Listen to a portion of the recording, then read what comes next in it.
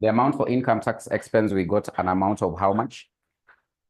It was 51,600. So that is what you are supposed to have gotten there. So the amount for it was working number 4. Working number 4. So income tax expense. Income tax expense was an amount of 51,600. So this is where you are supposed to have stopped from. This is where we are supposed to have stopped from. So in this case, we can go on with the next working so that we can be able to now, in this case, generate the statement of profit or loss, because that is what they want us to be able to generate. So we can now, in this case, get the statement of expenses, because we said when you are coming up with the statement of profit or loss or the income statement under published financial statements, you don't present the expenses separately, but in this case, we categorize or we group them. We categorize or we group them. So we group them as cost of sales, we group them as admin expenses, we group them as selling and distribution expenses, or we can end up having to group them as what? As maybe finance expenses, as maybe finance expenses. So in this case, we can now, in this case, get the statement of expenses. So statement, this can be our working number 5, statement of expenses. Statement of expenses. And this one will likely be guided upon as what you've actually been provided for as the different expenses, maybe in the trio balance or what has actually ended up having to arise in the workings, or maybe in this case, the additional information. So in this case, the predominant expense we are talking about is the cost of sales. So cost of sales. We are talking about, in this case, also the admin expenses. So the admin expenses, administration expenses, you can write just in full. Then in this case, we have the distribution expenses. Distribution expenses. So distribution expenses. So if you have the finance expenses, which have actually been affected, you can also, in this case, be able to include them. You can also be able to include them. So we've been given the finance expense. Have you been given the finance expense? You can always, in this case, look at the trio balance, whether there's actually any finance expense you've actually been given. And of course, you can be able to include. So of course, in this case, in the trio balance, you're having to see distribution costs, administration expenses. So all those ones, you're able to see them. Then for the cost of sales, of course, for the cost of sales in this case, you can in this case maybe compute if you've been given the opening stock, maybe purchases, then you less in this case what the closing stock or the closing inventory. So we can actually end up having to look at, in this case, what could be our cost of sales. So of course, we've been given the closing inventory. We've been given the purchases at cost. And we've been given the opening inventory. We've actually been given the opening inventory. So in this case, we have the opening inventory of 138,000. Then in this case, you have the purchases at cost 667,000. Then of course, now in this case, we have the closing inventory. We have the closing inventory. So closing inventory, most likely in this case, it will likely be in the additional information. So we are told in this case, so no other accounting entry has actually been made. So there was a provision for these of 52,000. Inventory count on 31st of December revealed a value of inventory at cost of 85,000. So we can start with the balance as per the trio balance. So in this case, we have balances as per the trio balance. So in this case, for the cost of sales, in this case, we will have the opening stock plus purchases minus the closing stock. So of course, the opening inventory is what you can be able to see in the trio balance. It is an amount of 138,000.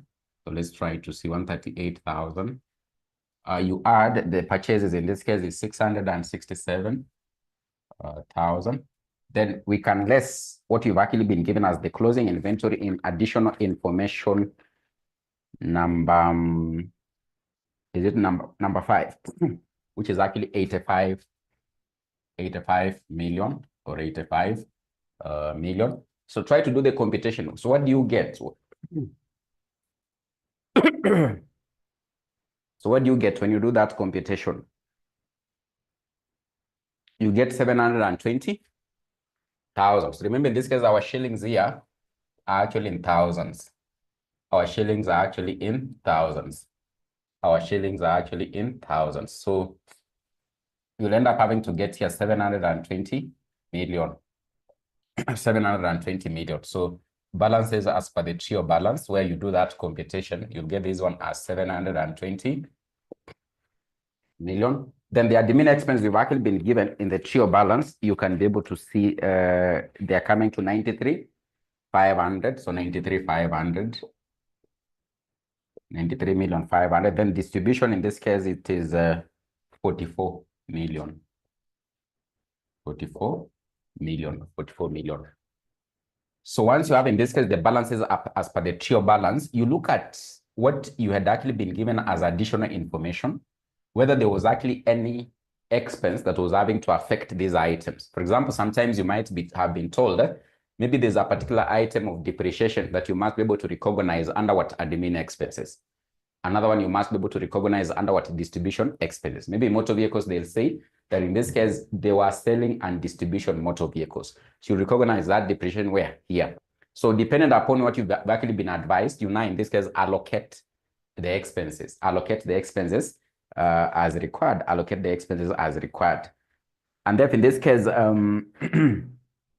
if you look at what we had actually computed as working number three, there was that amount involving 7 million, which was a fraud by, is it the finance manager? It was a fraud by who? It was a fraud by, is it the financial controller? And of course, I was able to advise that in this case, this one will actually go under what? Admin expenses. Admin expenses for this particular year. So in this case, we have as per not number, is it not number? So that item of fraud, is it not number? I think it is not number 3. So there was discovered what a fraud. Of this amount, 7 million relates to the year ended 31st of December, with the balance relating to the prior period. So the amount of 5 million is actually for the prior period. But this one is for the current year. But since in this case, it was by an administration staff, then that was money that was actually lost. That was actually money that was actually, in this case, what? Lost. So they won't be able to recover this particular what? Money. So in this case, you can be able to write it off. You can end up having to write it off.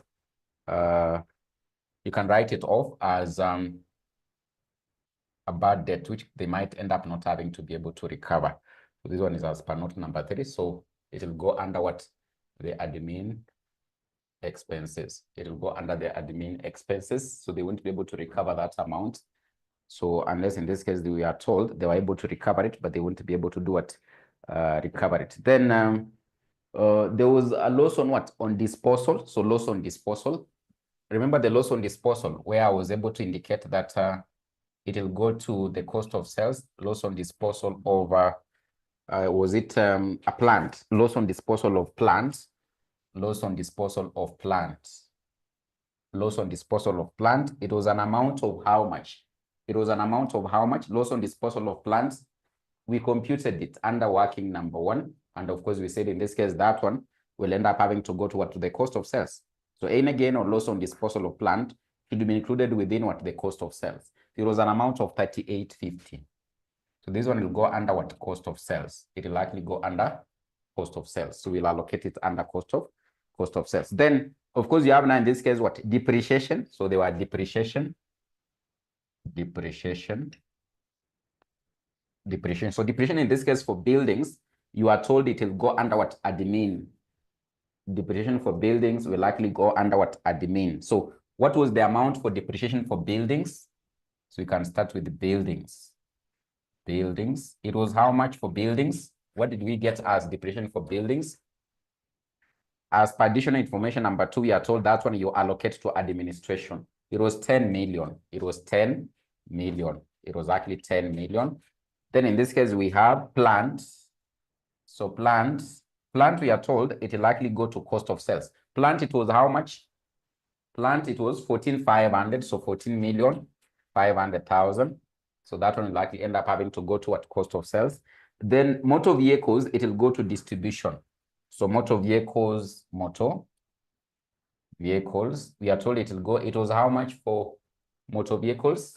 Motor vehicles was how much? Motor vehicles, it will go to distribution. It was 14 million. It was 14 million.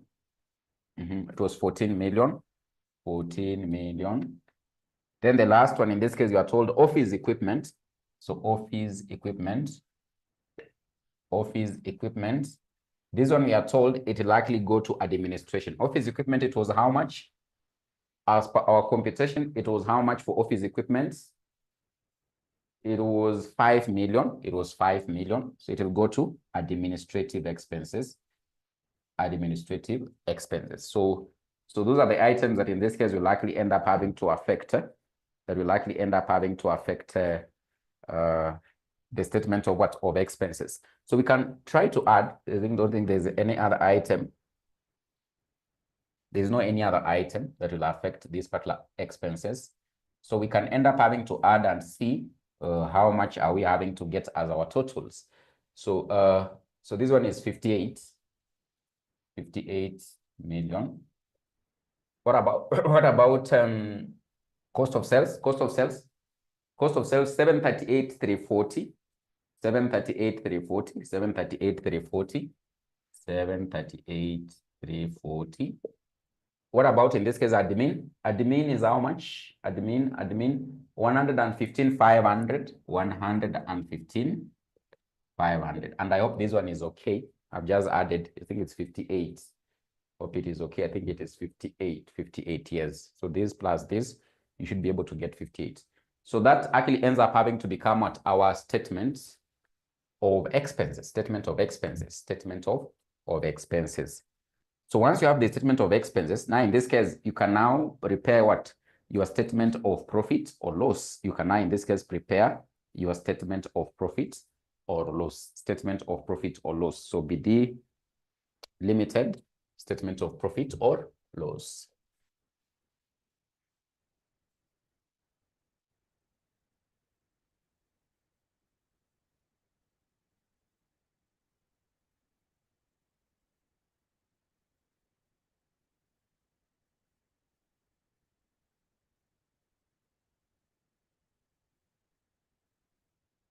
You have BD Limited.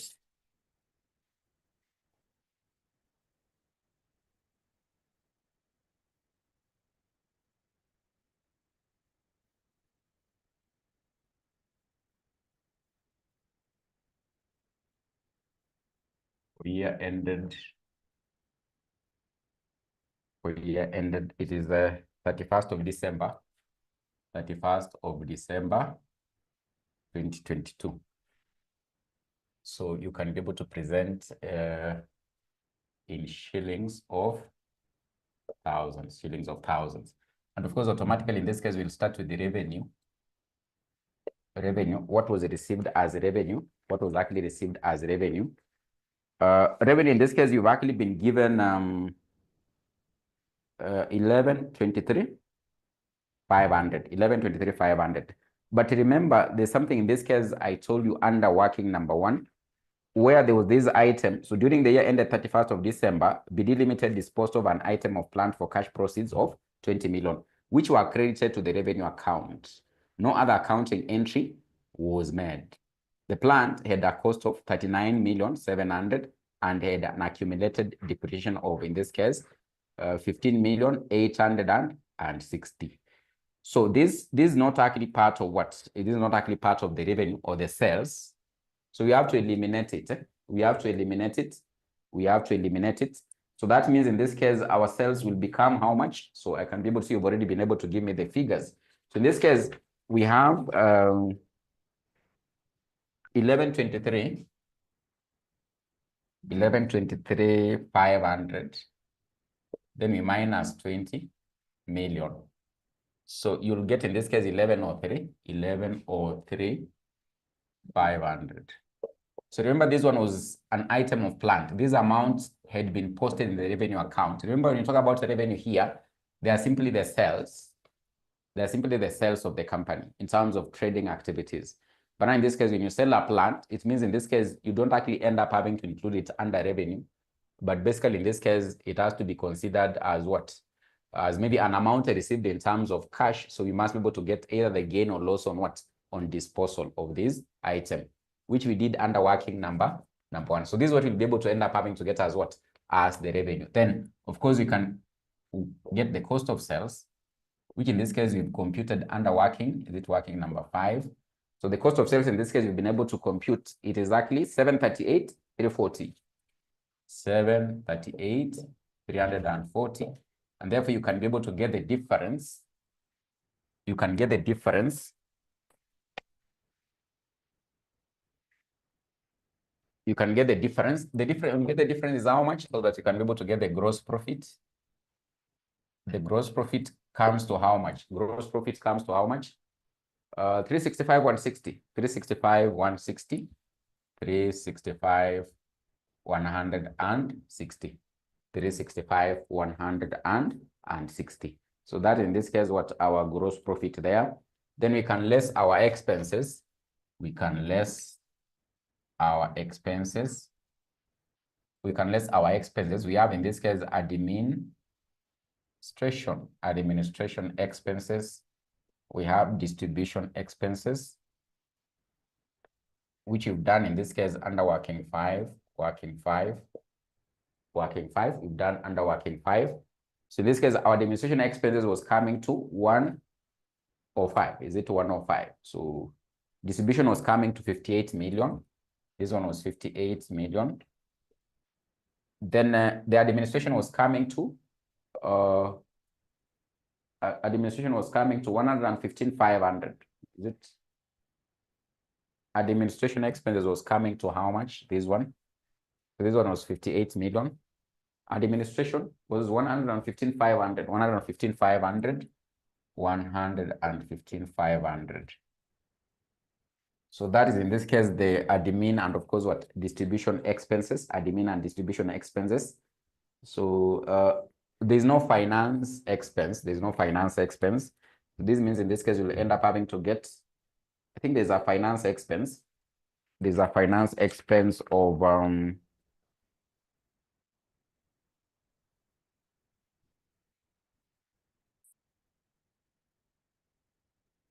so if you look at the debit side, so bank balance, bank interest, there's actually bank interest.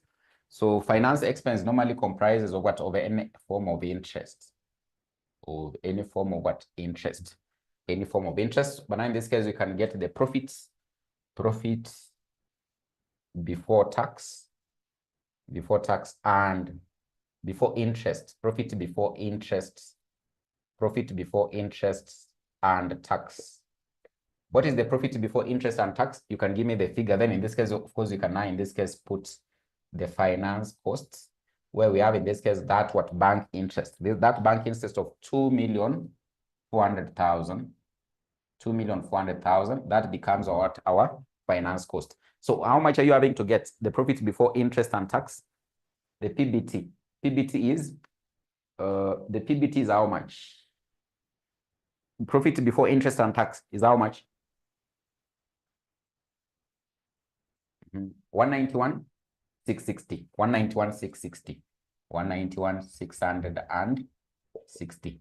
So now in this case, you can less the interest so that you can be able to get profits before tax, the PBT. So the PBT, I can see you're giving me a figure there, 189,260. 189,260. So remember, in this case, this one is the bank interest. So the bank interest will actually been given in the trial balance. Remember, if we had in this case, for example, debentures, we would have still added the debenture interest as part of what? The finance cost. If in this case, for example, in the trial balance, also we had preference, like in our previous question. In our previous question, it was comprising of debenture interest and of course what? Preference dividends, preference dividends that was actually paid. So it was actually comprising of these particular two. But now here we don't have these ones. We just have the bank interest. So it becomes what our finance cost. So the finance cost is normally comprised of any form of interest that the company might have ended up having to pay. So that will end up having to give us what? Profit before tax of 189, 260. Then in this case, after that, because in this case it is before tax, we have to consider our tax. And this one we had actually computed the income tax. It was under working number 4, which in this case is the last item we computed in our previous class. It was 51,600. 51,600. 51,600. So 51,600. So if you less that, how much are you having to get? So the profits for the year. So how much you're having to get as the profits for the year? So profit for the year.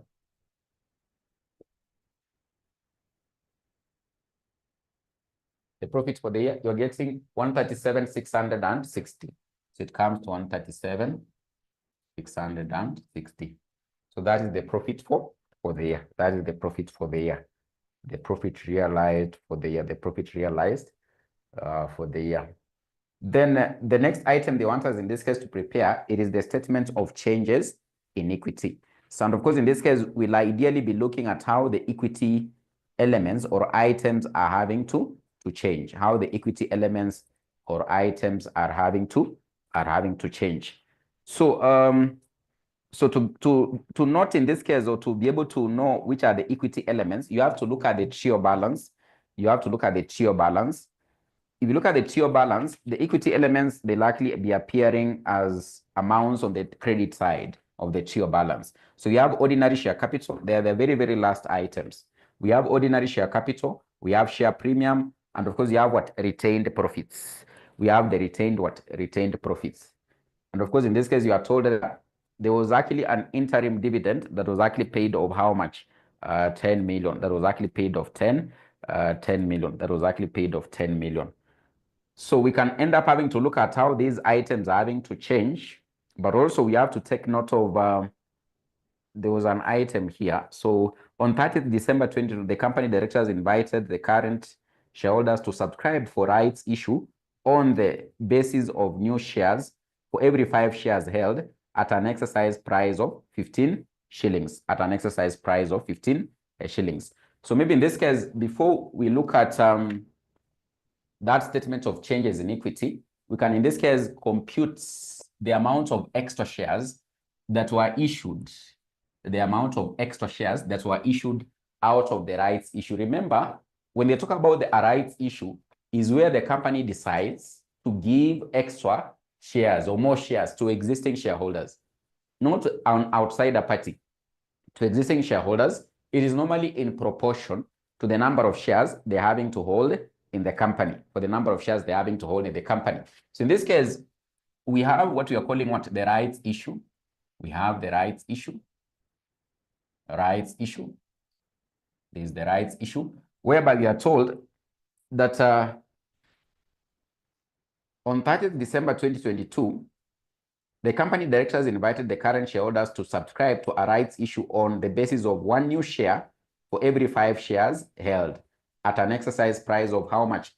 15 shillings. So in this case, we're having to say that for 5 shares held, you are having to get in this case how many shares? One share. So what are the existing number of shares? What are the existing what are the existing number of shares? Number of shares. What are the existing number of shares? What are the existing number of shares? So maybe I can ask, what do you think are the existing number of shares currently? Try to think. What are the existing number of shares according to you currently? What are the existing number of shares according to you currently?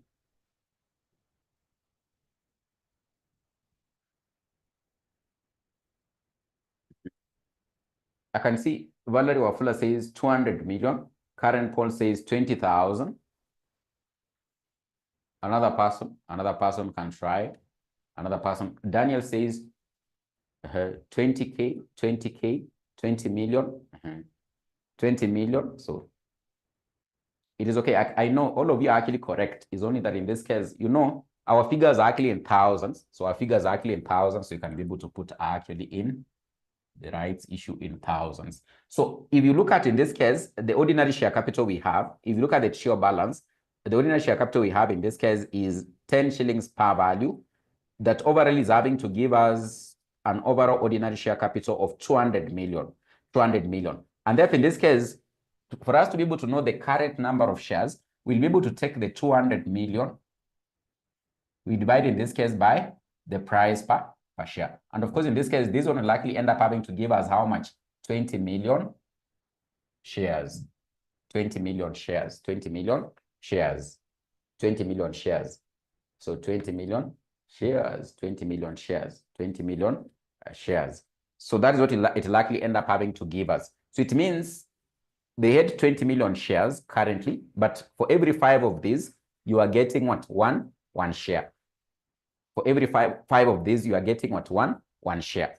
So for us, in this case, to be able to know how many shares were issued in terms of the rights issue, we'll be able to take, so the rights issue number of shares. The rights issue number of shares, we'll end up having to take, in this case, 20,000. We multiply by 1, we divide by 5. We multiply by 1, we divide by 5. And therefore, in this case, it will end up having to give us 4 million. I think it will actually give us 4 million. It will give us 4 million. It will give us 4 million shares, which were issued as what? As extra shares. So the rights issue in this case means that they issued 4 million extra shares to existing what? Shareholders. So 4 million extra shares to existing what? Shareholders. So the shares on the rights issue are how much? 4 million. 4 million shares. They were actually 4 million shares. They were actually 4 million shares. They were actually 4 million shares. They were actually 4 million shares. Then, of course, you're having to be told that in this case, so they actually issued these shares at a price of how much? 15 shillings. They actually issued the shares. The shares were issued. The shares were issued in this case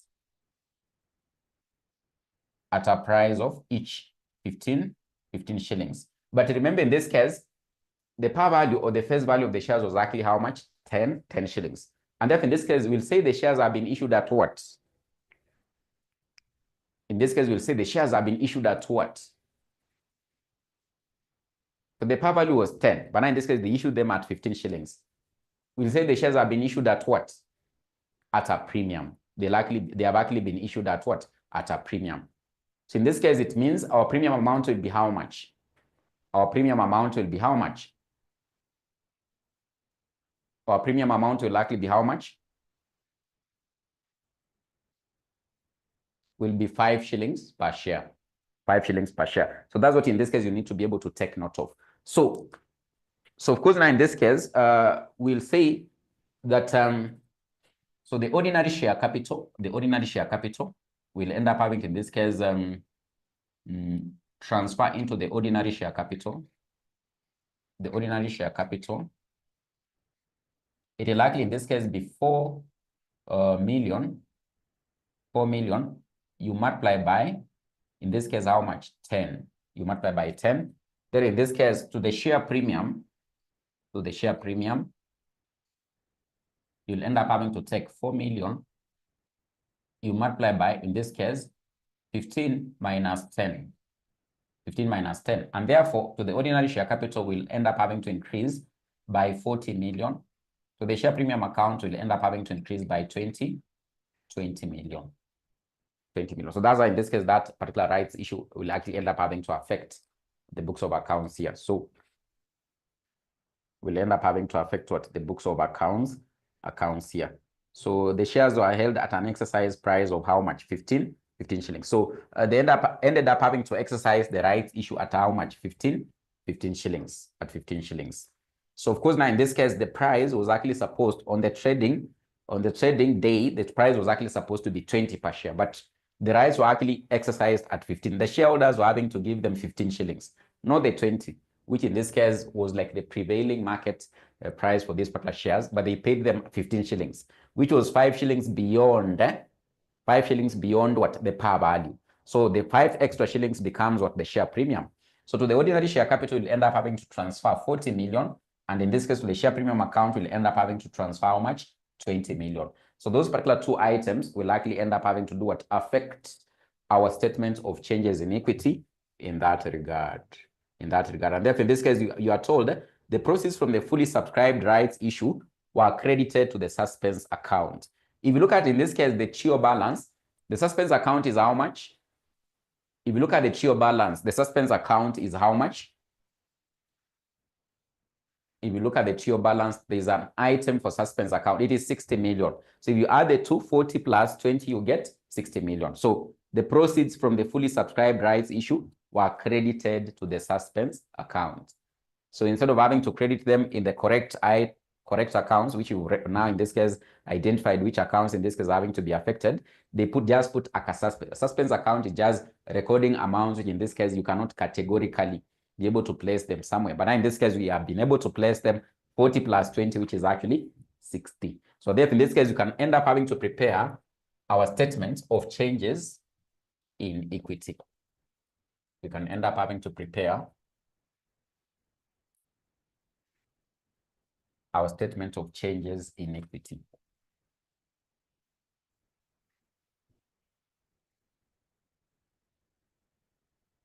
It is BD Limited. It is BD Limited. It is BD Limited statement of changes in equity.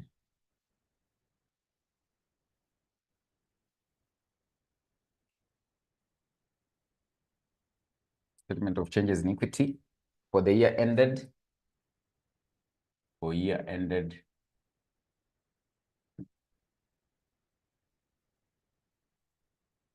31st of December 2022. 31st of December 2022. 31st of December 2022. 31st of December 2022. In this case, we have ordinary share capital.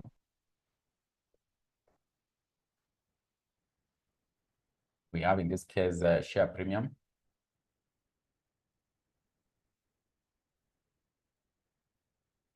And we have in this case retained profits. Retained profits. We have retained profits.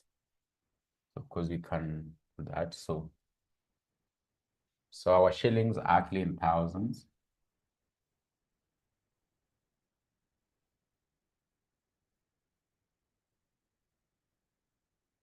So you have in this case the balance brought down as per the 𝐿 balance. The balance is brought down as per the 𝐿 balance. So for the ordinary share capital, in this case, we have 200 million. This one we have 50 million. This one we have 223,640. 223,640. 223,640. 223,640.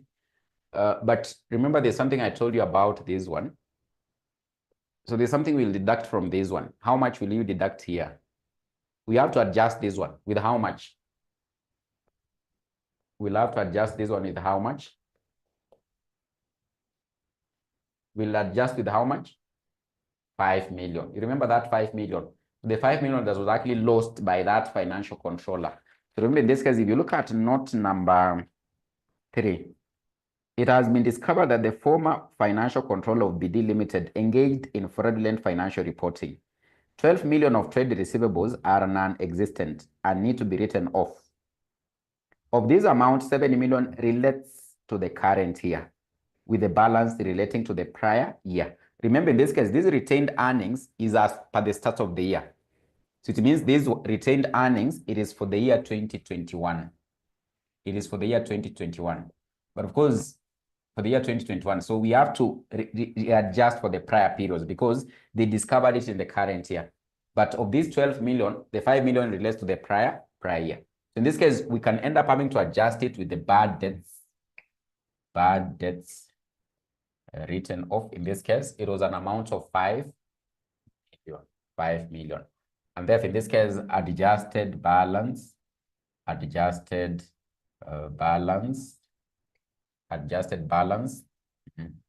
or we can leave it there. So can maybe put the adjusted balance. So let's just put it here. So this one comes to 200 million. This one is actually 50 million. This one comes to 218, 640, so like that. So there's something that Irene wanted me to repeat. What do you want me to repeat? What do you want me to repeat? Kindly repeat. Kindly repeat. Then, of course, you've been able to say here, we have the rights issue. The rights issue in this case is having to affect what? The ordinary share capital. The rights issue is having to affect the ordinary share capital with how much? 40 million. 40 million. Then in this case, we have the share premium. So you have the share premium on the rights issue, the share premium on the rights issue. So the rights issue share premium. So the premium realized on the rights issue is actually 20 million. Exactly 20 million. So it will add to that. So Irene, what do you want me to repeat? What do you want me to repeat? What do you want me to repeat? What do you want me to repeat? On the ordinary share capital. So on the ordinary share capital. So this computation or here. So this particular balance here is actually in the trio balance. All these ones are actually in the trio balance. Then this particular rights issue is what we've been able to say it is here. You need to look at the last note number 6. On 30th December, the company directors invited the current shareholders to subscribe for a rights issue on the basis of 1 new share for every 5 shares. So if you had 5 shares, you are given 1 share as a right issue, issue. And therefore, in this case, we need to be able to compute the number of shares in terms of rights issue that were issued. So first of all, in this case, we must be able to know how many shares are existing currently. Because for the number of shares existing currently, every 5 of them will represent 1 share as a right issue. So you've been able to do the computation. It is 200 million divided by 10. You get 20 million shares.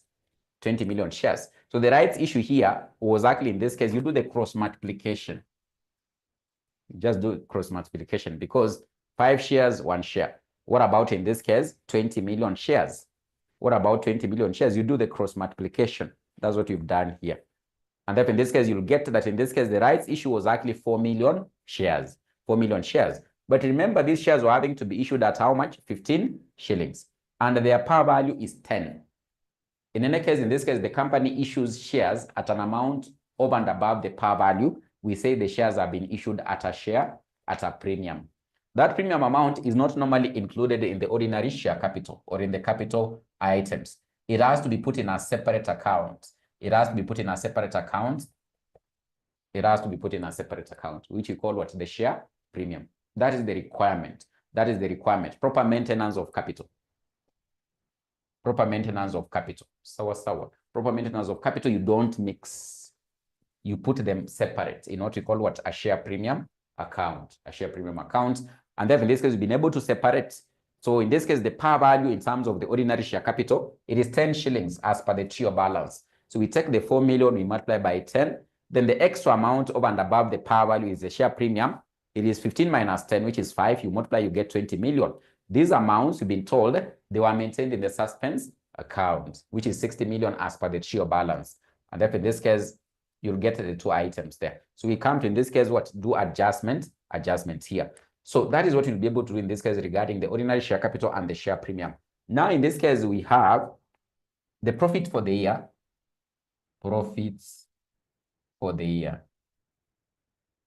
Profits for the year. So this one, you end up having to pick what we realized as profits in our statement of profit and loss. And I think it was coming to how much? 137,660. 137,660. 137,660. what if the shares are issued at a value less than the par value? So that is what we call what? Issuing the shares at what? At a discount. Issuing the shares at what? At a discount. Sawa Esther Odhiambo. That is having to issue the shares at what? At a discount. Issuing shares at a discount. And of course, now in this case, that will simply mean that in this case, you've been able to allow a discount. You've actually been able to allow a discount, or which you'll have to go into your pockets. You cover for that discount. You cover for that discount. You'll have to go into your pocket. You cover for that what? That discount. So in this case, it will likely eat, maybe in this case, into what? Into your profits. You'll have to, in this case, get into your pocket. You cover for that what? Discount. You'll end up having to say the shares have actually been issued at a discount. But if it's an amount over and above the par value, then we say in this case, the shares have actually been issued at what? At a premium. But of course, now in this case, your company law teacher must have told you, generally, the issue of shares at a discount is prohibited. So rarely you'll get in an exam, they have told you shares were issued at what? At a discount. Sawa. Generally, the issue of shares at a discount in a company is prohibited. So you won't get in a question, you are told that the shares were issued at what? At a discount. So they'll tell you they were issued at what? At a premium. At a premium. So that's what you must actually be able to take note of that. So in this case, we can actually be able to do the addition because there's no any other item having to affect these elements. So what are you having to get here? This one is actually 240 million. This one is 70 million. And this one is how much? When you add 218,640 plus that, 218,640 plus that,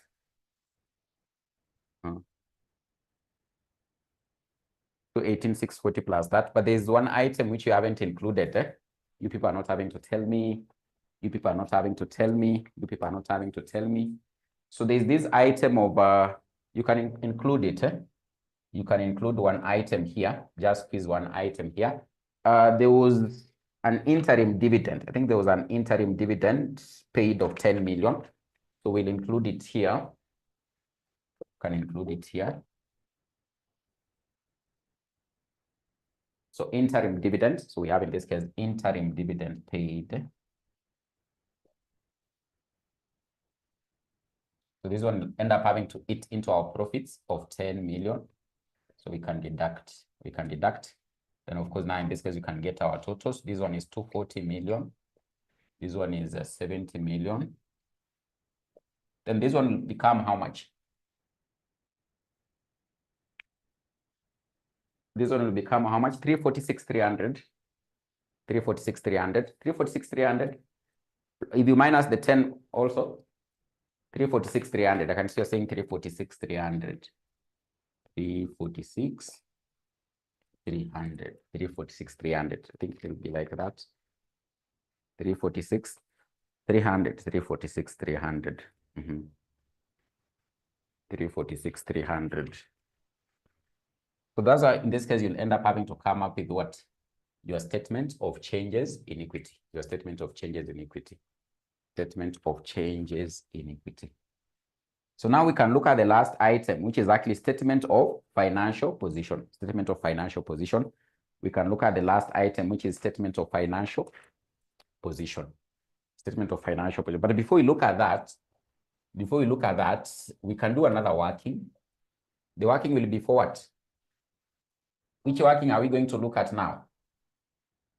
Which working are we going to look at before we come up with the statement of financial position? Which working do you think you are going to come up with?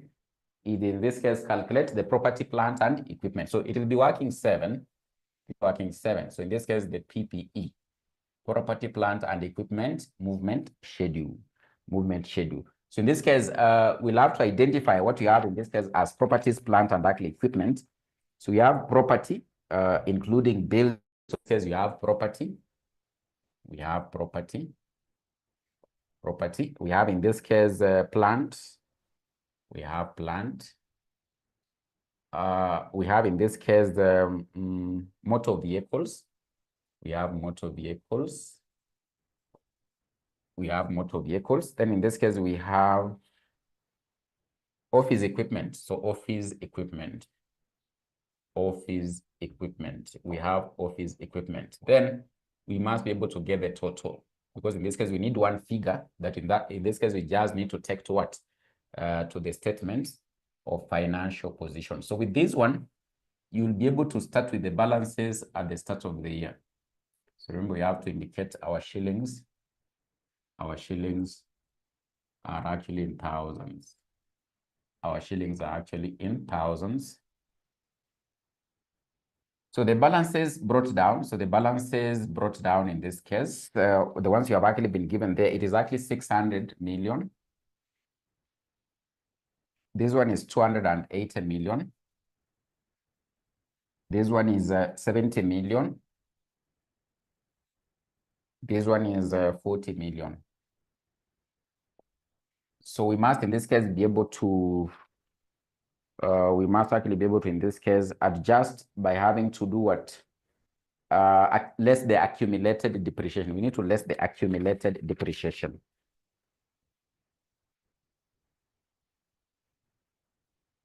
Less the accumulated depreciation.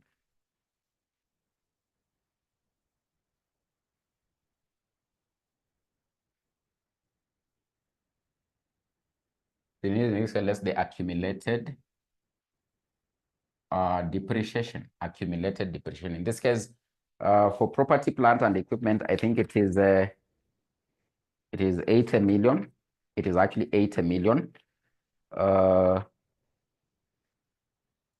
Then in this case, so there's this particular item here, this one for plant.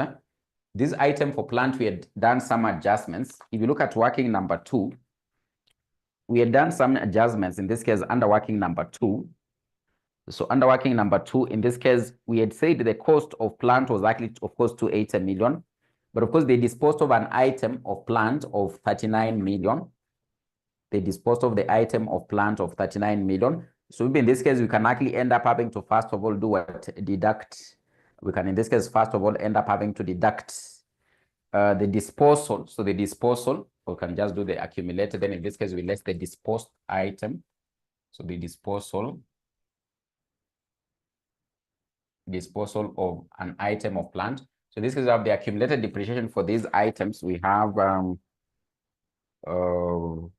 80 million. We have 80 million. This one we have 111. 160. This one we have 42 million. This one we have 15 million. 15 million. Then we have a disposal. So we have in this case a disposal. There was an item which was actually disposed of plant, which you're having to be told it actually costed how much. So the cost of this item, it had an accumulated depreciation of this. The plant had a cost of 39,700,000.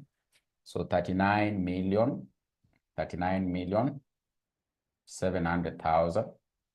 So that item was actually, in this case, done what? Disposed. It was actually disposed. Disposed of. It was actually disposed of. Then in this case, so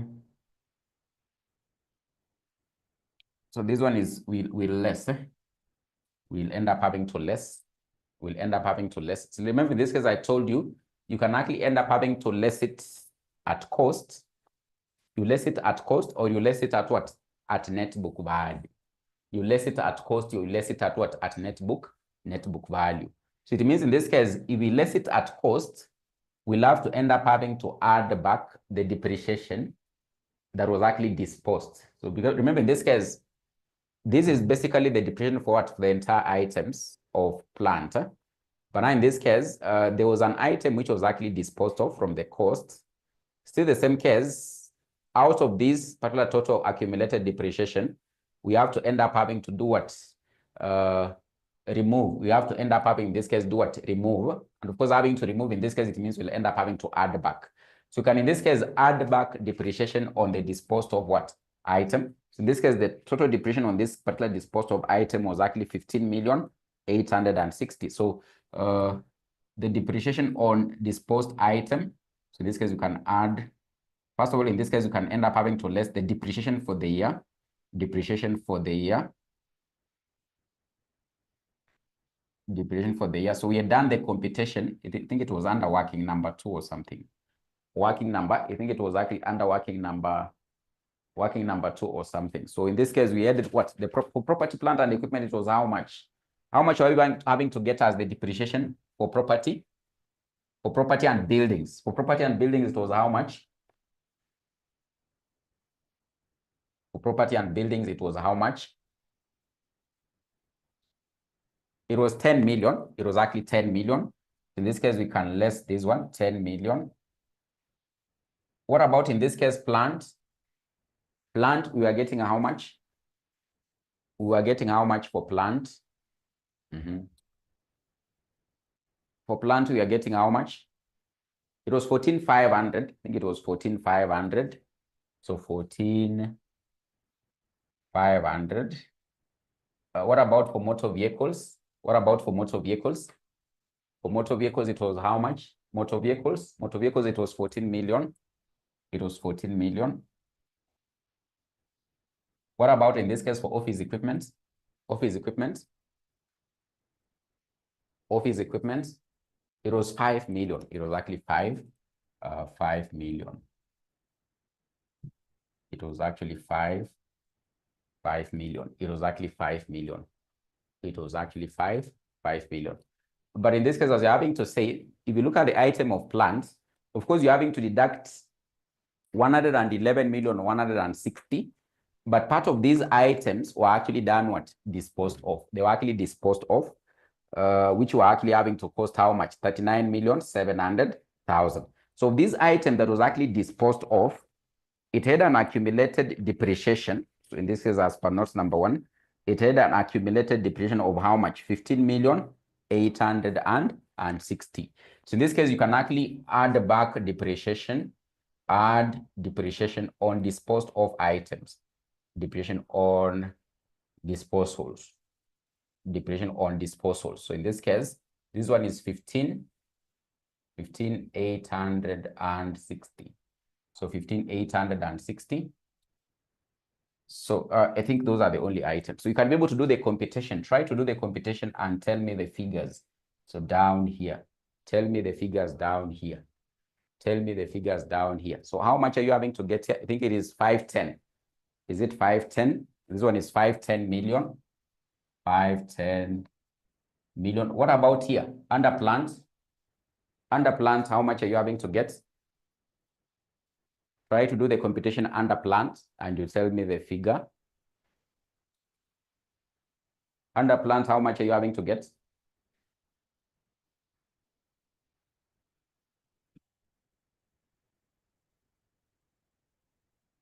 Mm-hmm. 98,780. 98,780.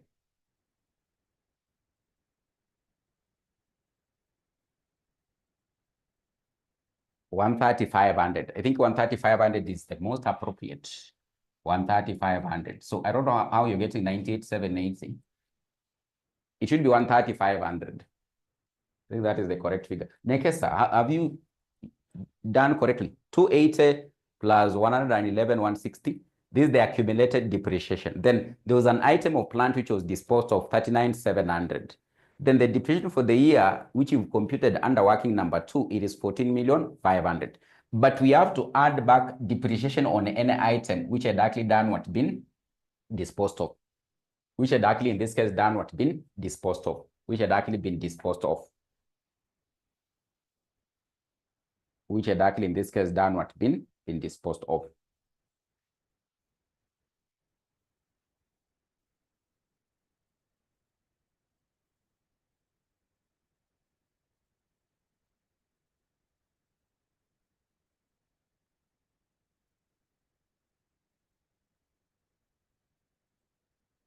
So you'll get 135,500. What about this one?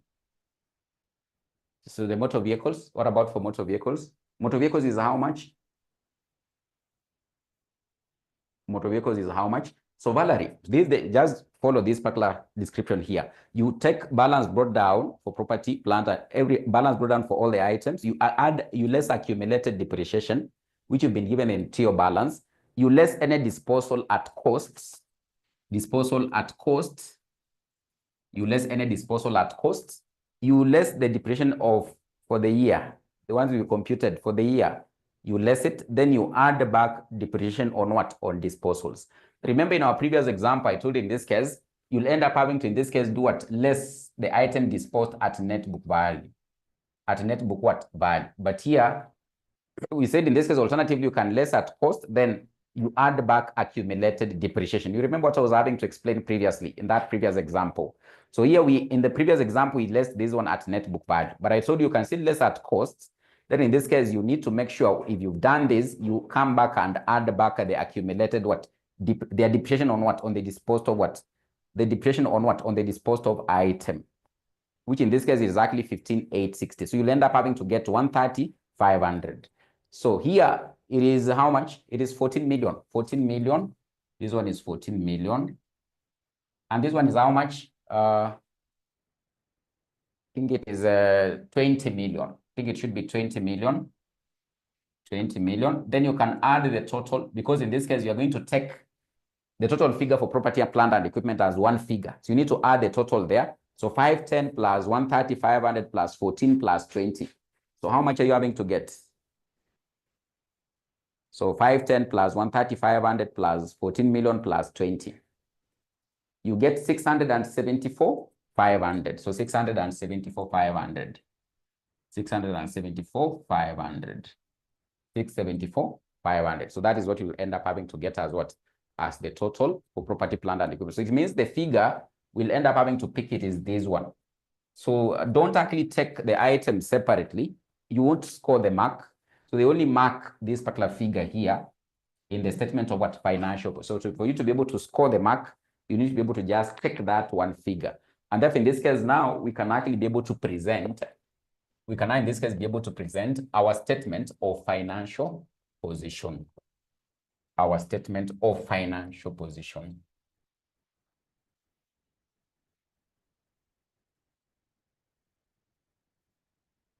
We can look at the statement of financial position. So BD Limited. So BD Limited.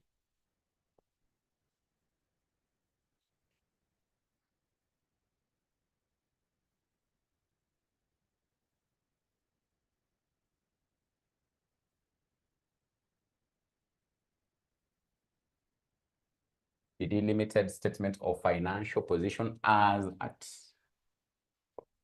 31st of December 2022. So in this case, we have our shillings in thousands. So we can, of course, automatically start with the non-current assets.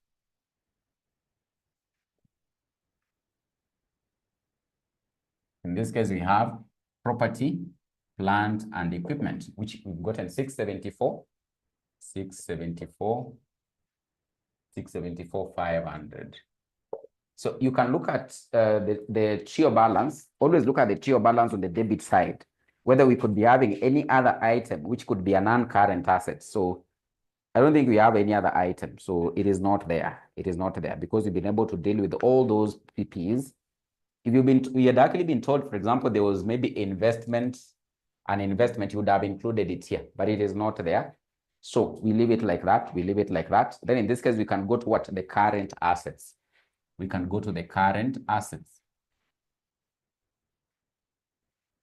So the current assets also check the debit side of the TO balance. So in this case, we can be able to see trade receivables of 74,500. Trade receivables of 74,500. So, so you have in this case trade receivables of 74,500. We have also inventory. Inventory in this case, you've been given in additional information there. I think it's additional information number what? Is additional information number 5. So inventory in this case, it is 85 million. 85 million. So what do you think we'll do with this? Of course, we've actually been given trade receivables of 74,500. So what will we do with it before, in this case, we place it here? What will we do with it before we place it here? There was that trade receivables, which it is there under note number. It has been discovered, note number 3. It has been discovered that the former financial controller of BD Limited engaged in fraudulent financial reporting. 12 million of the trade receivables are non-existent and need to be written off. In this case, we'll write off that 74,500. We write off the 12 million. So in this case, it'll come to 62,500. 62,500. So I think that is what you'll be able to have there, 62,500. You can always, in this case, check the debit side of the trio balance to see whether there's any other item. Maybe you might be told there's cash at hand. There's maybe, in this case, maybe cash at bank, but there's no such kind of an item. So it is not there. It is not there. So this basically becomes what? Our only asset. So you can go to equity and liabilities. We can go to equity and liabilities. So equity and liabilities. So for equity and liabilities here, we have the equity items or elements, which in this case, we ended up having to adjust them in the statement of changes in equity. So in this case, you have the ordinary share capital.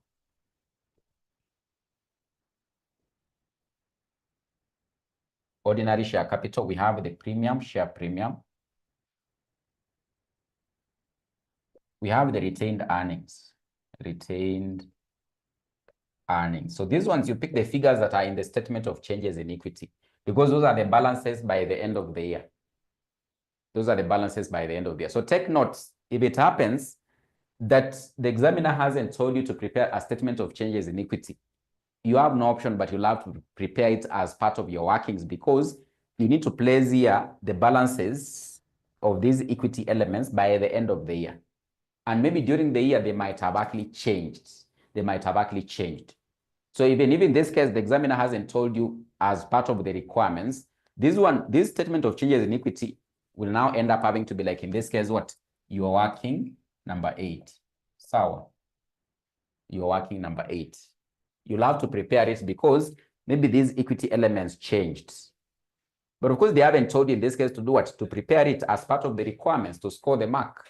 But in this case, you have no option, but you have to do the working, so that in this case, you can actually end up having to know by the end of the year how these equity elements had changed and what are the balances by the end of the year. What are the balances by the end of the year?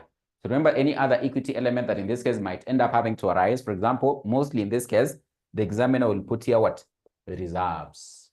Reserves. If there's any form of revaluation, then it will go to the revaluation reserves. So they can be ordinary, share premium. These are the most common. Ordinary, share premium, retained earnings, and reserves.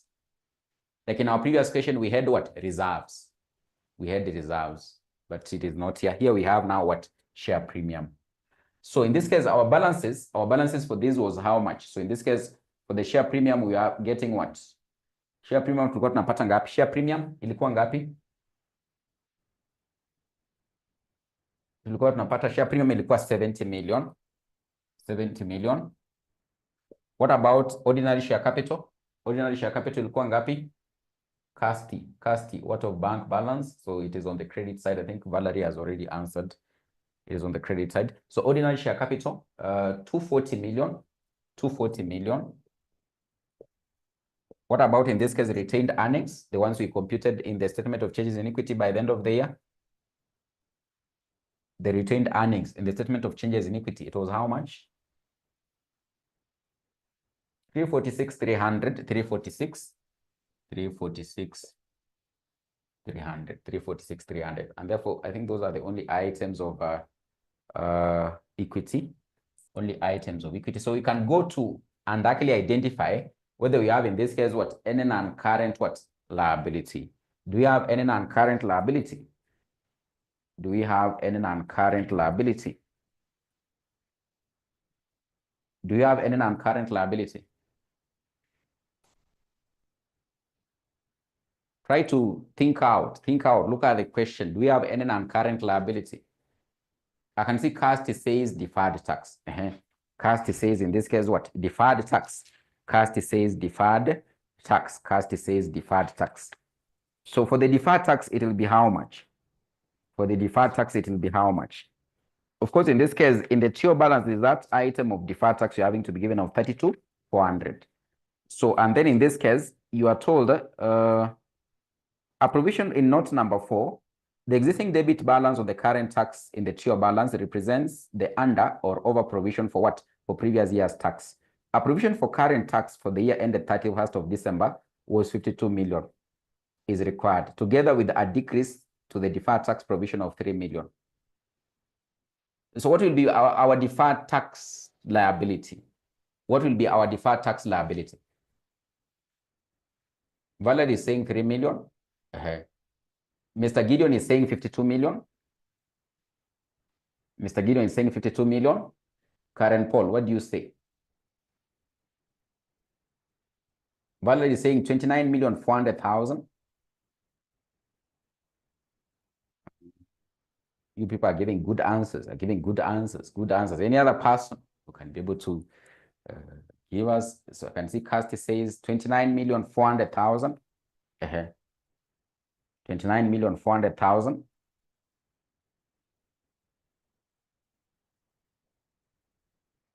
29,400,000.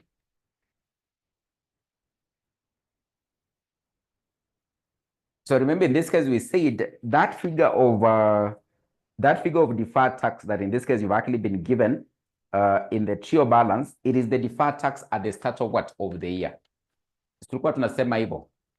The figure you'll be given of the deferred tax in the TO balance, it is the deferred tax at the start of the year. It is at the start of the year.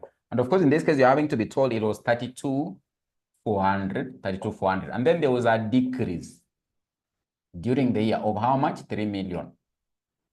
So which means by the end of the year, the deferred tax was actually 29,400,000. So that's how you get it. That's how you get it. That's how you get it, because you are told that at the start it was 32,400,000. There was a decrease. If they would have told you there was an increase, you'd have added to know by the end of the year how much they had accumulated as what? As the deferred tax. So Valerie and of course KASNEB, you're actually correct there. So in this case, the non-current, I don't know what is the figure here, non-current liabilities. The non-current liabilities, we have in this case deferred tax. We have deferred tax, which in this case will be 32,400,000 minus 3 million, which ends up having to be 29,400,000. So we don't have any other non-current liability. So it means in this case, straight away, we can go to the current liabilities. We can go to the current liabilities. Can go to the current liabilities. Let's go to the current liabilities. So let's go to the current liabilities. So current.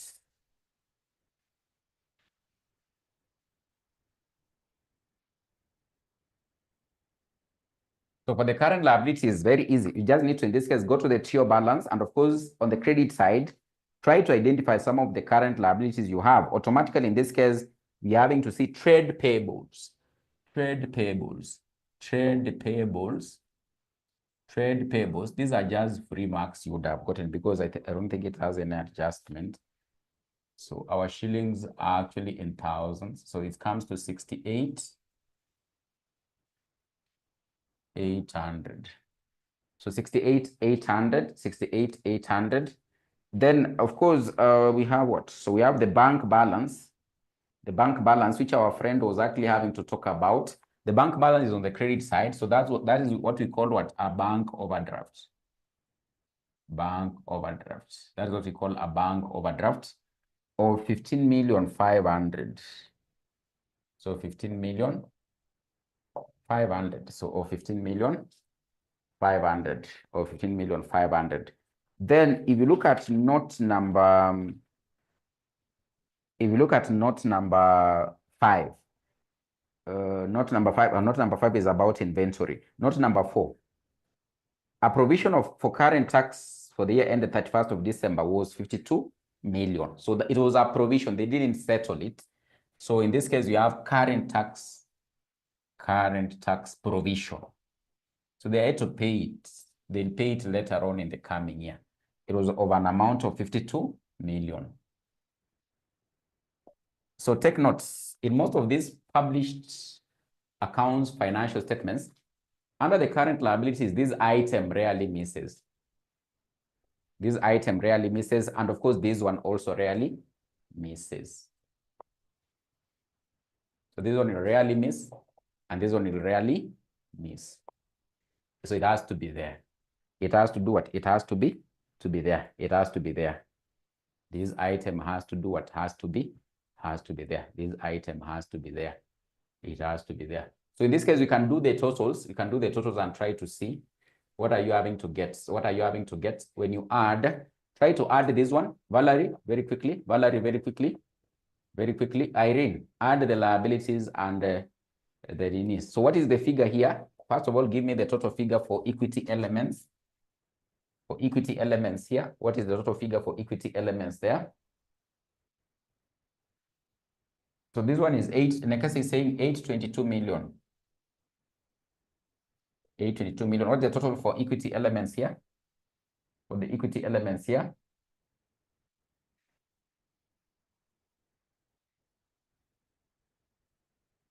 $656, 300. 656, 300. Then the total, just total now. Irene, just total now. Valerie, just total these others now.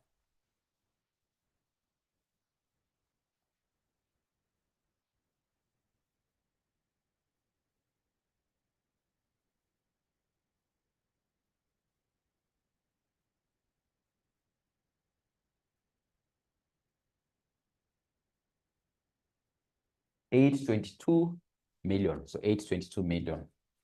So 822 million. So so that particular statement of financial position, it was 10 marks.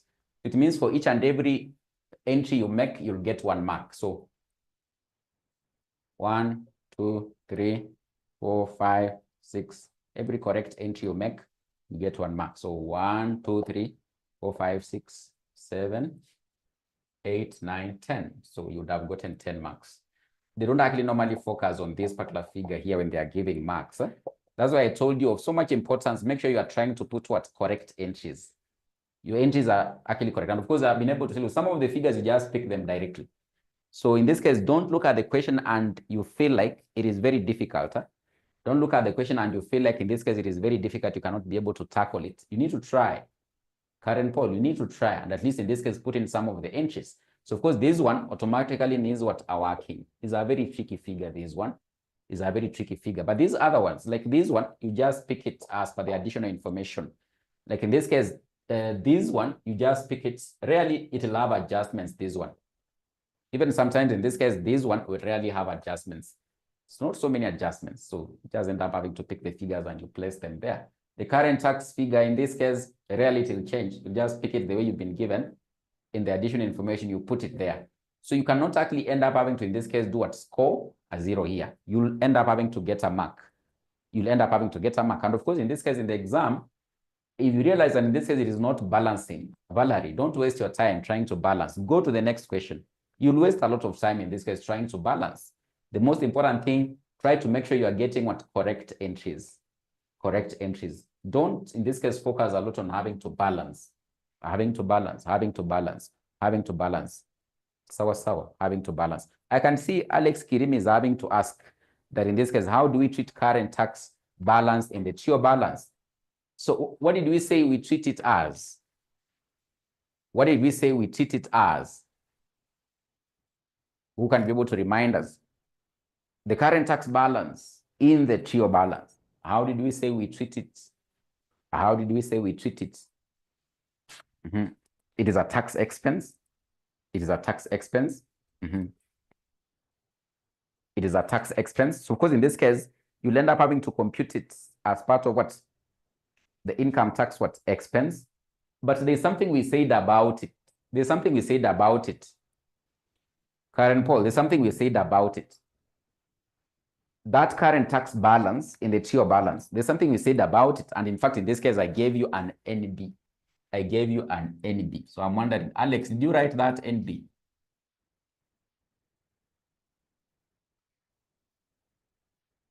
Did you write that NB?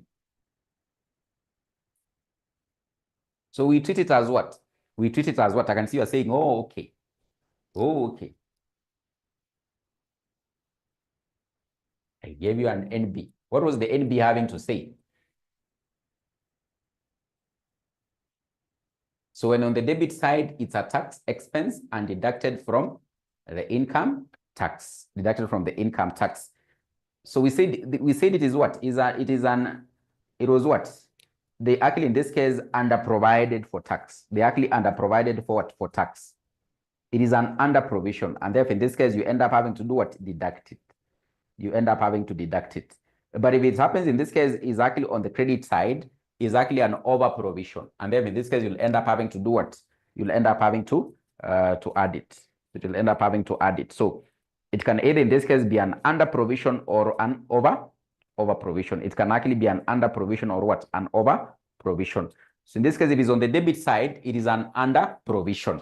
If it's on the debit side, we said, if it is on the debit side, it is on the debit side, it is what? An under provision. An under provision. If you've been given that current tax figure in the TO balance on the debit side, is an under provision. And therefore, in this case, you add on the tax expense. Add on the tax expense, you add on it. You add on it. They provided less. And therefore, in this case, you have to include it now to increase the tax expense. If it happens, you've actually been given on the credit side, it means it was what? An over provision. It was an over provision. It was an over provision. And therefore, in this case, you less from the tax expense. So if you've been given a current tax figure on the debit side of the TO balance, it means it was an under provision of what? Of current tax. And therefore, in this case, you end up having to add it so that it increases what? The tax expense. If it's on the credit side, it was an over provision. And therefore, you less. And of course, this basically, in this case, we said it will end up having to affect the income tax expense. It will end up having to affect what? The income tax expense. This is how it affects the income tax expense. So if it's on the debit side, is an under provision, you add. If it's on the credit side, is an over provision. Therefore, in this case, you do what? You less. You less. Remember, this particular tax here, they make a provision.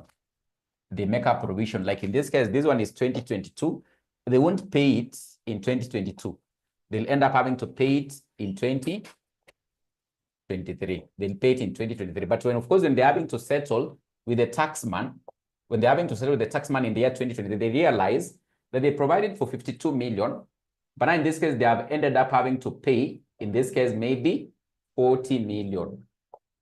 So it means in this case, they had actually made what? An over provision of 12 million, which they won't pay the taxman. They won't pay what? The taxman. They won't actually pay the taxman. And therefore, in this case, it will reduce the coming year's what? Tax. They have to less it. They overprovided. When they came to 2023, they want to pay KRA. KRA told them, you won't pay 52. You're going to pay 40 million. So they had provided in excess. They'd actually provided in excess in the previous year. By how much? 12 million. And therefore, in this case, that over provision, you have to less it in the coming year's what? Income tax expense. It will reduce the incoming year's income tax expense because you had already deducted it in the previous year. So you have to, in this case, do what? Less it. If it happens, for example, in this case, they have made a provision of 52 million, then KRA tells them it is not supposed to be 52. You'll end up having to pay, in this case, 55 million. So they had made what? An under provision. So they'll incur 3 million extra in the year 2023 to settle KRA. It won't be 52 million because you're having to say, this one is a provision. That's why it is a liability. You don't pay it in 2022. You pay it in 2023. But when you want to settle, you are told that in this case, you won't settle 52. You'll settle 55. So it means you'll have to look for another 3 million.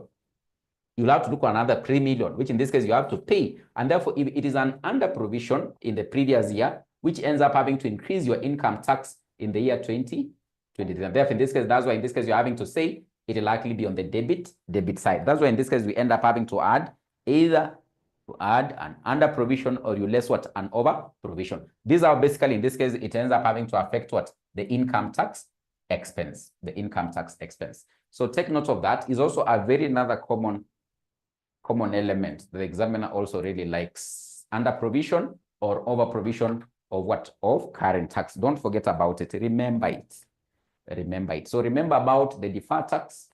And also in this case, sometimes under exceptional situations, you might bring this one and include it as part of what? The computations for what? For the income tax expense. So this one rarely misses. This one you have to know how you treat it, deferred tax. In published financial statements, it rarely misses this one, deferred tax. So you have to know how you can be able to treat it. You have to know how you can be able to treat it. So that's basically what will end up having to happen. What will end up having to happen. So I think that's it with that particular question. That's it with that particular question. So I gave out an assignment, which surprisingly only one person has actually been able to submit. So make sure you try to and actually be able to tackle that particular assignment. Try to tackle it. Try to tackle it and you share. Try to tackle it and you share. It is very important. Very important. Remember, published will be there. Published financial statements will be there. So published will be there.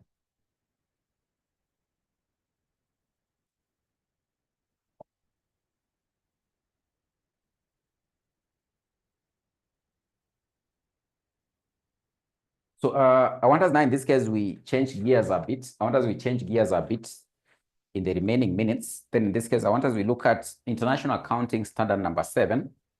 International Accounting Standard number 7. This is what? Statement of cash flows. Statement of cash flows.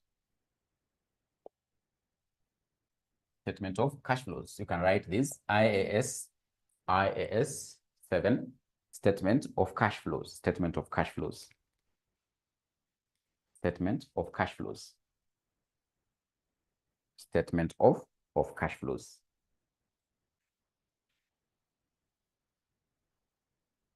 Statement of cash flows. I explained note number 4 over the assignment. I even don't have the question currently.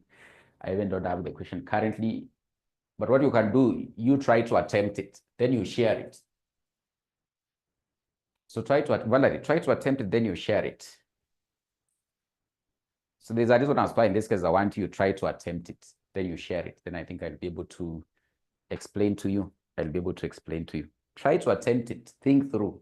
Try to attempt it by yourself. Then in this case, I'll be able to explain to you how you can be able to deal with it.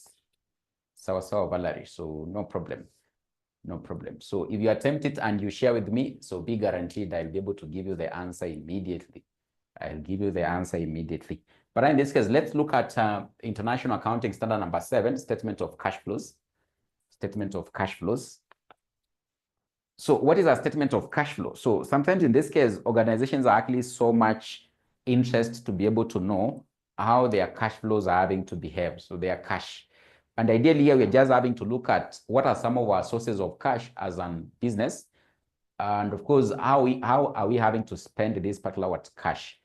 Because in this case, overall, ideally in a business, what is actually of so much importance, you hear people having to talk about, if you don't have money, if you don't have the cash flow, then everything actually ends up having to do what? To stall in the business. Ends up having to stall in the business. And therefore, in this case, you must actually be able to understand how your cash is actually having to behave in terms of, in this case, what could actually be the sources. And in this case, what is having to make the cash end up having to do what? To go out, end up having to go out. And therefore, in this case, overall, that is what, in this case, a statement of cash flows will likely end up having to do what? End up having to present, So that is what, in this case, will likely happen under what? A statement of cash flow. So ideally, what you're going to look at here, it is how you can be able to prepare a statement of cash flows. And of course, you'll be able to say there are two methods as to, in this case, this statement of cash flows is normally prepared. So in this case, we have what we call the direct method, and you have what we call what? The indirect method. The direct method, and of course, what? The indirect method. So you can be able to write this about what? Statement of cash flows. So it is a statement, you write, it is a statement showing It is a statement showing. It is a statement showing. It is a statement showing. It is a statement showing the sources of cash. It is a statement showing the sources of cash. The sources of cash from revenue, the sources of cash from revenue, and capital transactions, and capital transactions, and capital transactions, and capital transactions, and capital transactions. E.g., by this we mean sale of goods, sale of goods, sale of goods, e.g. sale of goods, sale of assets, sale of assets, sale of assets, issue of shares, issue of shares, issue of shares, etc. So whenever these ones happen, you get money. So sale of goods is trading activities of the business. You sell your goods, you get money. You sell your assets, you get money. You sell shares, you get money. So that basically will be a source of what? Cash in the business. So on one side, in this case, you're having the sources of cash and how such. So after these, etc, you say, and how such cash, and how such cash, and how such cash, and how such cash, and how such cash is utilized in meeting the revenue, in meeting the revenue, in meeting the revenue and capital expenditure, in meeting the revenue and capital expenditure, in meeting the revenue and capital expenditure, and capital expenditure, and capital expenditure. E.g., some of the expenses here, and of course, some of the revenue and capital expenditure here can include, for example, e.g., payment of salaries, payment of salaries, payment of salaries, payment of salaries, payment of salaries, acquisition of assets, acquisition of assets, etc. So overall, in this case, it will be able to show how cash is coming in. Either in this case, you've sold an asset, either you've sold goods, either you've sold what? Shares. And also this statement of cash flow will also be able to show how cash is moving out. Maybe you've paid salaries. Maybe in this case, you've ended up having to buy an asset. You've purchased an asset. So it will be able to show all those. It will likely end up having to show all those. So we can look at a few definition of terms regarding statement of cash flows. So definition of terms regarding a statement of cash flows. Definition of terms regarding a statement of cash flows. So definition of terms regarding a statement of cash flows.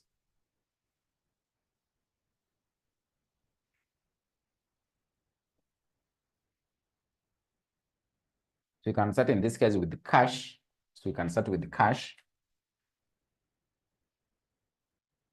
We can start with cash. Then you write and say, this represents cash in hand. This represents cash in hand. This represents cash in hand and cash at bank. So this represents cash in hand and cash at bank. This represents cash in hand and cash at bank. This represents cash in hand and cash at bank. It represents cash in hand and cash at bank. Then in this case, term number 2, cash equivalents. Cash equivalents. Number 2, cash equivalents. Cash equivalents. These are short-term, highly liquid investments. These are short-term, highly liquid investments. Cash equivalents. These are short-term, highly liquid investments that are readily convertible, that are readily convertible, that are readily convertible, that are readily convertible to an amount of cash, to an amount of cash, that are readily convertible to an amount of cash, that are readily convertible to an amount of cash. So they are simply those items that you can actually easily be able to, for example, convert into cash. So you can wake up one day and you say, I want to convert them into cash immediately.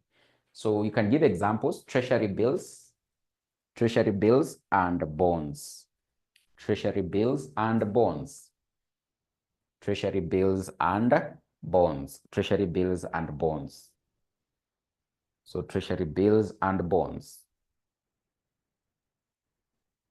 treasury bills and bonds,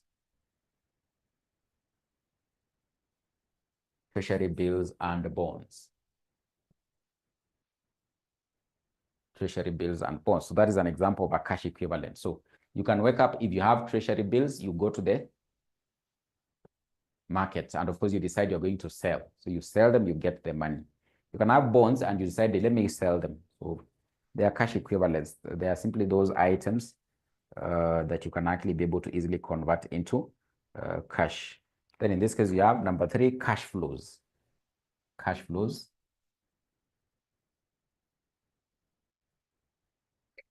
Cash flows, cash flows. So cash flows. These are inflows and outflows of cash. These are inflows. These are inflows and outflows of cash and cash equivalents. These are inflows and outflows of cash and cash equivalents. So when they are having to come in and go out, we refer to that process as what? As cash flows. In this case, these are inflows and outflows of cash and cash equivalents. These are inflows and outflows of cash and cash equivalents. These are inflows and outflows of cash and cash equivalents.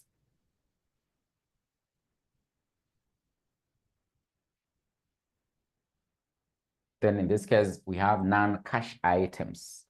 Non-cash items. See, it is good you understand these terms because you'll be using them when you are preparing the cash flow statement. So non-cash items. Non-cash items is another term.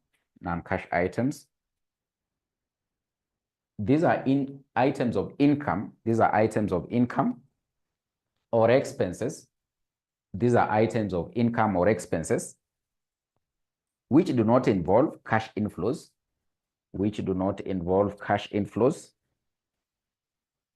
which do not involve cash inflows or outflows, which do not involve cash inflows or outflows, which do not involve cash inflows or outflows.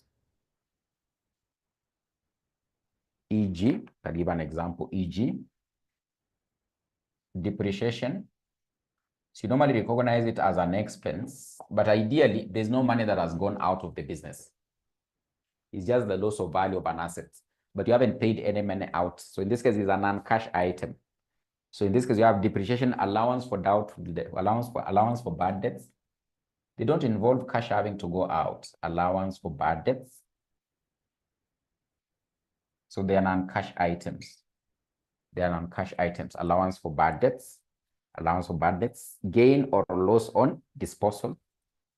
Gain or loss on disposal. Loss on disposal. So for example, this gain, you end up having to recognize it as an income. And the loss, you end up having to recognize it as what? As an expense.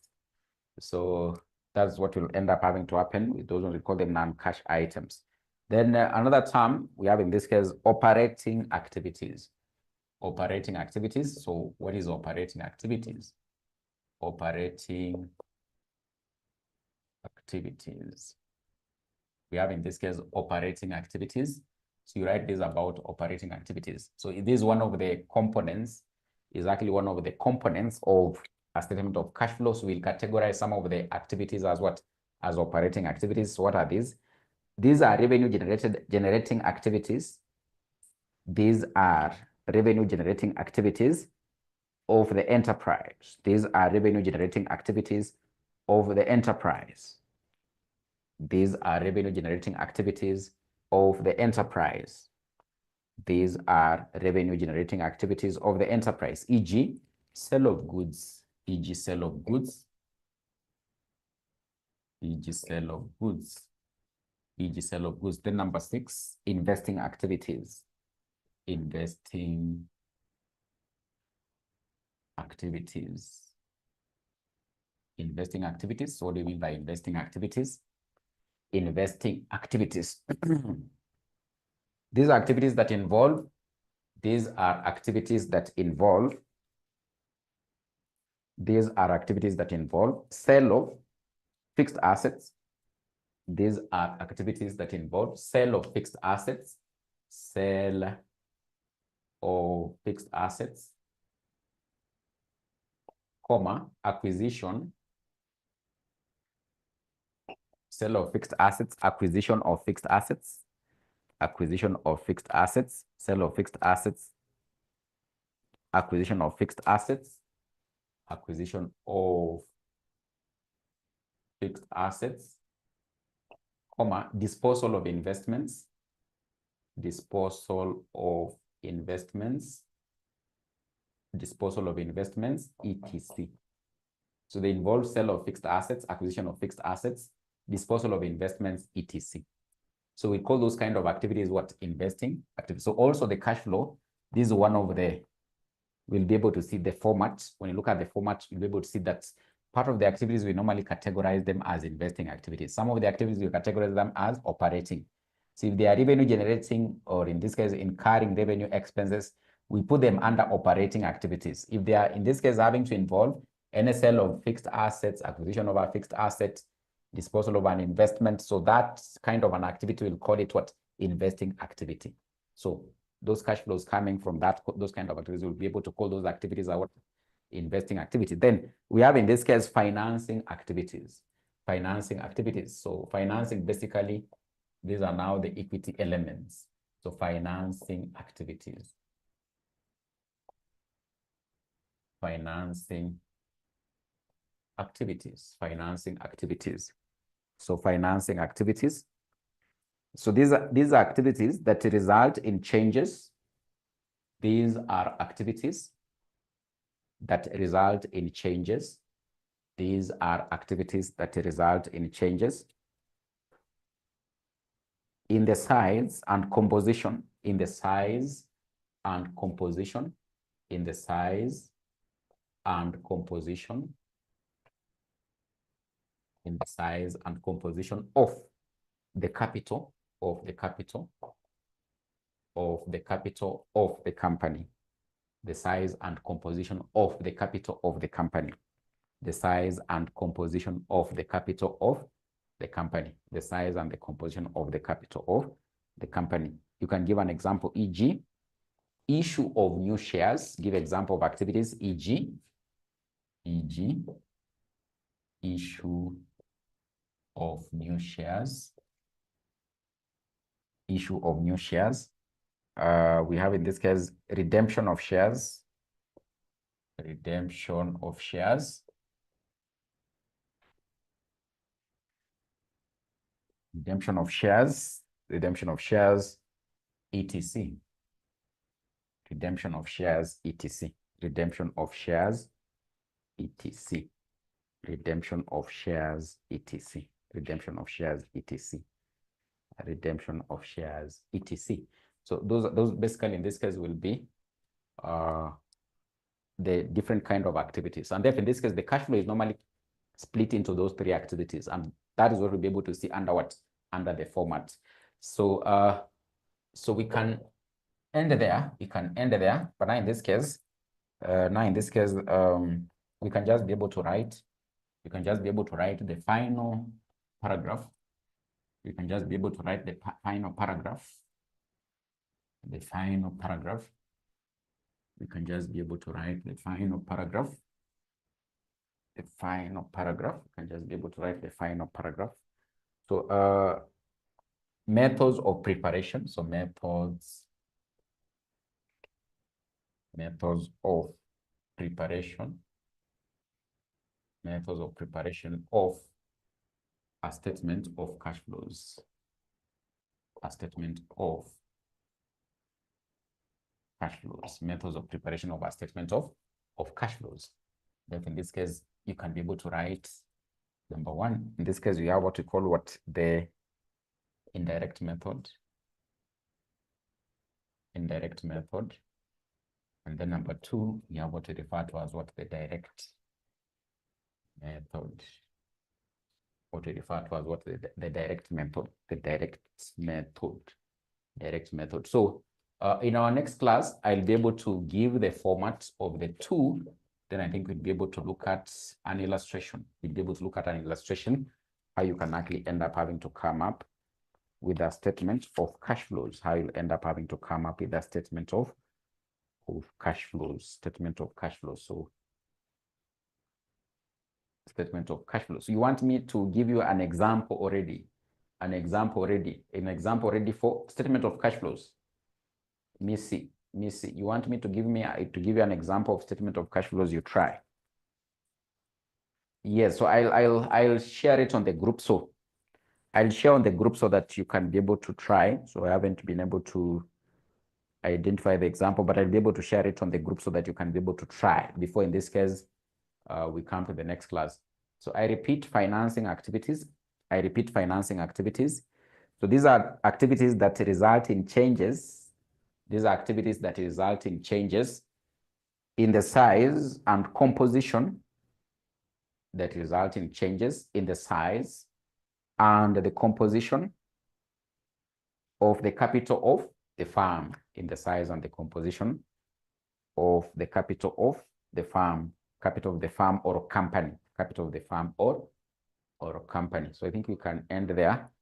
So let's meet hopefully tomorrow. So we might have that makeup for the class we missed yesterday. So maybe tomorrow 6 p.m. But we'll see what will happen by tomorrow. Let's see what happens tomorrow. We might have it at 6 p.m., but I'll be able to communicate. So make sure you attempt the assignment for published financial statements. If you attempt and share, I'll be able to go through it. I'll try to identify the corrections and I'll inform you how you would have been able to go about it. So the next thing we'll likely be tackling. So of course, I'll give that illustration for statement of cash flows. You can try it, but we'll do it together in class in the next class. We'll do it together in class in the next class. So that is what I can be able to communicate. That is what I can be able to communicate. So take note also in this case, we did a class during lunch hour on Wednesday, which I think I shared the notes. I shared the notes. I think in this case, we looked at IAS 20, IAS 20. And of course, in this case, IAS 21. And I think IPSAS number 4. So we looked at these particular 3 standards. One was about, in this case, what? Government grants. The other one was, in this case, about foreign exchange. So foreign exchange transactions. So look out for that handout on the group and go through it. The video I have not actually yet been able to upload it. Maybe I'll be able to upload it maybe tomorrow. But I haven't uploaded. But the handout I think I shared, you can go through it. It will help you. It will help you. So I think we can end there. So unless there's any burning question you can be able to ask. Otherwise, let me just wish you a good night. So, and of course, you can start enjoying the weekend. You can start enjoying the weekend. Immediately after this class, you can start enjoying the weekend. Immediately after this class, you can start enjoying the weekend. So you can have a good night.